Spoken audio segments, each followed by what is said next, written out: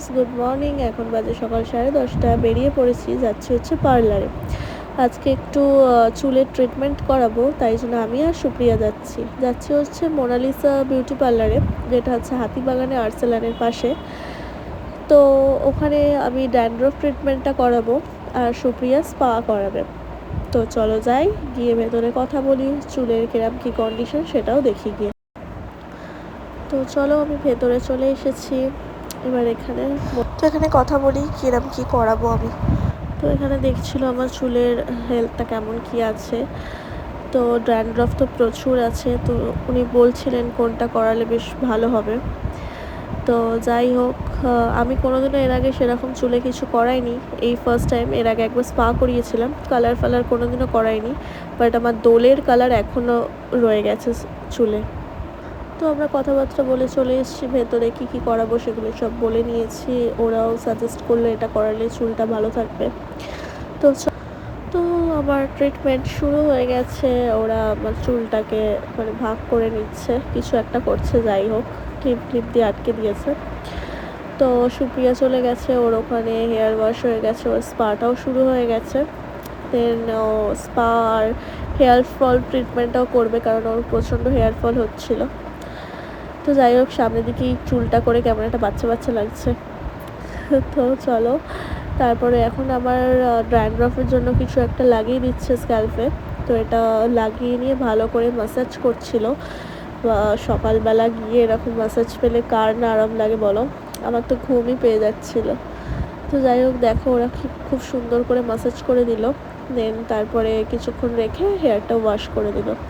তারপর আমার মুখের অবস্থাটাও খুব খারাপ ছিল, সেই জন্য আমি একটু ডিটানও করিয়ে নিলাম। দেন আমার চুলে আর কি সব করলো, করে তো আবার ওয়াশ হয়েছিল, তো এখন ড্রাই করে দিচ্ছে। তো এটা হচ্ছে ফাইনাল। আমার চুলটা তো খুব সফট হয়ে গেছিলো, মানে স্মুথ হয়ে গেছিলো। যাই হোক, তো ওখানে আমাদের সব কিছু হয়ে গেছে। তারপরে আমরা একটু হাতিবাগানের বাজার কলকাতা এলাম, সুপ্রিয়ার কিছু কেনার ছিল। তো যাই হোক, এটা করে বাড়ি চলে যাব। তো চলো, আজকে হচ্ছে আমার শপিং ডে। তো এখন বাজে 3টে, তো এখন রেডি হয়ে বেরোবো। তো চলো রেডি হয়ে যাই। হ্যালো গাইস, আমি রেডি হয়ে গেছি, তো চলো বেরোনো যাক। তো আমরা বেরিয়ে পড়েছি, উবেরও পেয়ে গেছি। তো আমরা যাচ্ছি এখন হচ্ছে গিয়ে এসপ্ল্যানেড। আমি প্রতি বছর যেখান থেকেই শপিং করি না কেন, বাট এখান থেকে আমি শপিং করি। এই দাদাগুলোর কাছে বেস্ট কালেকশন থাকে। এটা হচ্ছে সিম্পার্ক মলের নিচে ইউপিক বলে, তোমরাও গিয়ে দেখতে পারো, ভীষণ সুন্দর। তো আমি অনেকগুলো জামাকাপড় পছন্দ করে ফেলেছি, করার পরে এখন মা বার্গেনিং করছে, হিসাবপত্র চলছে, যে প্রায় 12,000-এর কাছে দাম চলে গেছিলো, তো সেটা মা কমানোর চেষ্টা করছে। তো যাই হোক, তারপরে কেনাকাটির পরে বাইরে বেরিয়ে দেখলাম ফুড ফেস্টিভ্যাল চলছে। তো তাই খিদেও পেয়ে গেল, তাই দাঁড়িয়ে কিছু খাবার দাবার খেয়ে নিলাম। আর আমি একটা বোবাটি নিয়ে নিয়েছিলাম, দেখলাম ফার্স্ট টাইম এটা আমি ট্রাইও করলাম, যদিও বা আমার মোটামুটি ভালো লেগেছে, সেরকম ভালো লাগেনি, বাট চলবে। তো যাই হোক, তো খাওয়া দাওয়ার পরে তারপর বাড়ি ফেরার টাইম হয়ে গেছিলো। বাড়ি ফেরার সময় বিশ্বাস করবে না, এত জ্যাম, মানে কি বলবো। ফার্স্টে তো এই অটোর একটা লম্বা লাইনের জ্যামে ফেসে হয়েছে, তার মানে কিছুক্ষণ দাঁড়িয়েছিলাম ওখানে। হতে না হতেই সেকেন্ড হলো গিয়ে একটা ট্যাক্সির জ্যাম, মানে পরপর ট্যাক্সি দাঁড়িয়ে গেছে, আগে পিছনে সব জায়গায়। এখানে তো প্রায় দাঁড়িয়েছিলাম 15-20 মিনিট ধরে, এত রাস্তার অবস্থা খারাপ। পুজো আসছে, তো এটা হওয়ারই কথা। তো যাই হোক, ফাইনালি আমি বাড়ি পৌঁছে গেছিলাম। তো বাড়ি শপিং করে আসার পরে আমরা একটু বেরিয়েছিলাম, একটা ফোন দেখছিলাম, মানে ফোন দেখতে এসেছিলাম, বুঝতে পারছি না কোন ফোনটা নেব।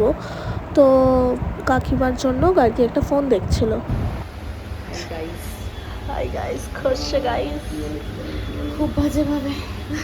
সো এতক্ষণ এত ফোন ঘাটার পরে ফাইনালি আমার এই ফোনটা পছন্দ হয়েছে। এটা হচ্ছে লেটেস্ট মডেল রেডমি 13C।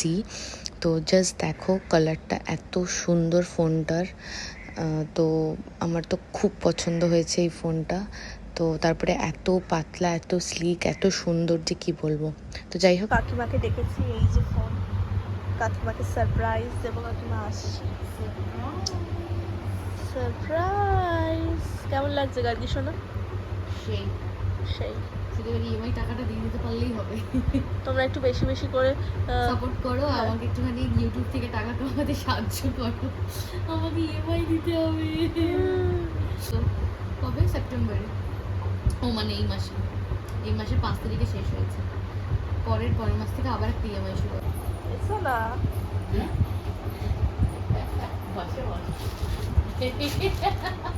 এরকম করে তাকাচ্ছ কেন? দেখো না,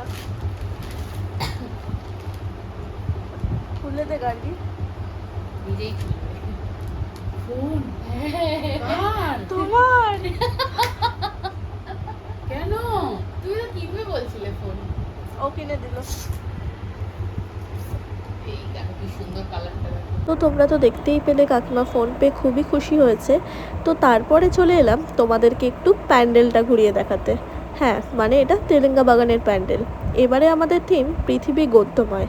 পৃথিবী গদ্যময় বলতে বোঝানো হয়েছে আমাদের গোটা পৃথিবীতে 700 কোটি মানুষের মধ্যে 100 কোটি মানুষের খাবার নষ্ট করি আমরা। কিছু উচ্চ শ্রেণীর মানুষেরা তাদের কোনো অনুষ্ঠানে বা রেস্টুরেন্টে প্রতিনিয়তই খাবার নষ্ট হয়। আবার ভারতবর্ষে এমনও কিছু মানুষ আছে, ভারতবর্ষ না তথা পৃথিবীতেই আছে, যারা দুবেলা দুমুঠো খেতে পায় না। তো সেই সমস্ত মানুষদের নিয়েই এবারে আমাদের প্যান্ডেলের থিম। তো তোমরা আসো, ঘুরে দেখো, তোমাদের নিশ্চয়ই খুব ভালো লাগবে। তো আজকের ব্লগটা এইটুকুই। চলো টাটা, আবার দেখা হবে অন্য কোনো ব্লগে।